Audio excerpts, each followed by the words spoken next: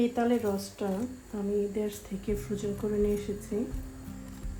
মাশাআল্লাহ, তালের অরিজিনাল যে স্বাদ, গন্ধ, এটার কিছুই নষ্ট হয় নাই। এভাবে আপনারাও তালের সিজন শেষ হওয়ার আগে এভাবে করে তালের রসটা করে ফ্রিজে রাখতে পারেন। আমি এটা দিয়ে ইনশাল্লাহ 2-3টা আইটেম করব। আমি 1 কেজির মতন দেশ থেকে তালের রস করে নিয়ে আসছি। আজকে এটা দিয়ে আমি পাটিসাপটা করব।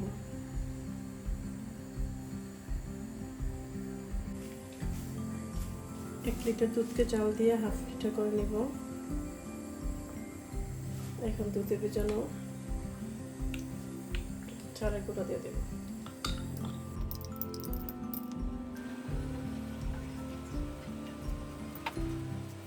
দিয়ে দেব কনডেন্স মিল্ক।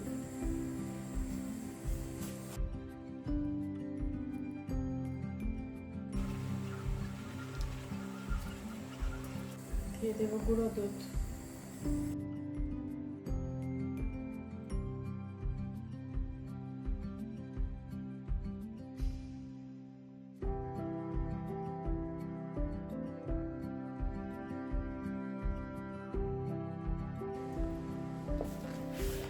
এই তো গাঢ় হয়ে গেছে, নামিয়ে ঠান্ডা করে নিব, আরো গাঢ় হয়ে যাবে। তালের পাটিসাপটা পিঠার জন্য প্রথমে আমি দিয়ে দিব 1 কাপ চালের গুঁড়া, তারপরে দিয়ে দিব 1.5 কাপের মতন দিয়ে দিব চালের গুঁড়া, 1 কাপের মতো দিব আমি ময়দা,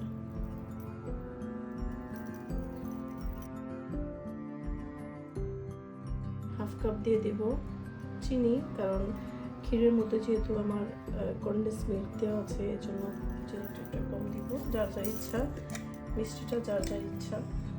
আর 1 চামচ দিয়ে দিব লবণ। এবার আমি তালের রসটা দিয়ে দিব।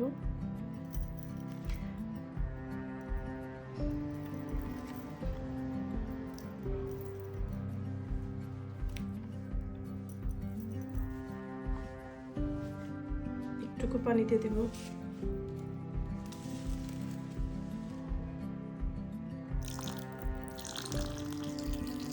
একটু পানি দিয়ে আমি আস্তে আস্তে গুলে নিব ওটা।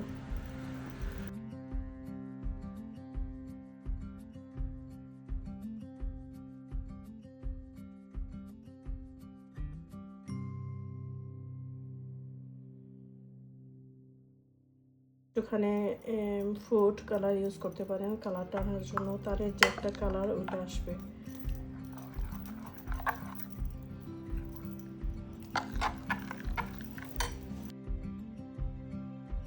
এই যে ঘনত্বটা এরকম হবে।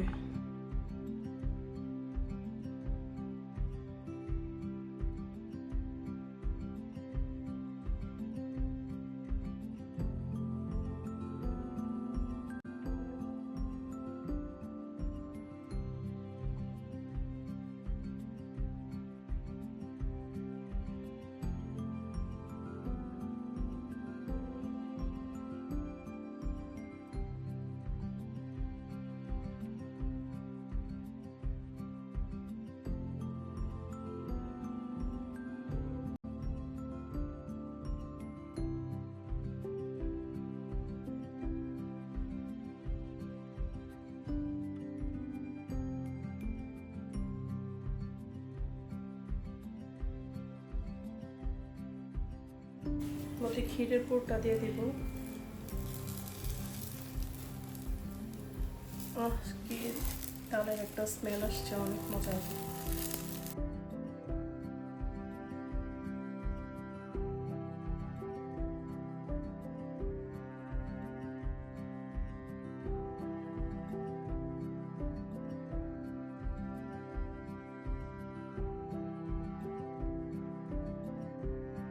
মাশাআল্লাহ, আলহামদুলিল্লাহ, আমার তালের পাটিসাপটা পিঠা রেডি।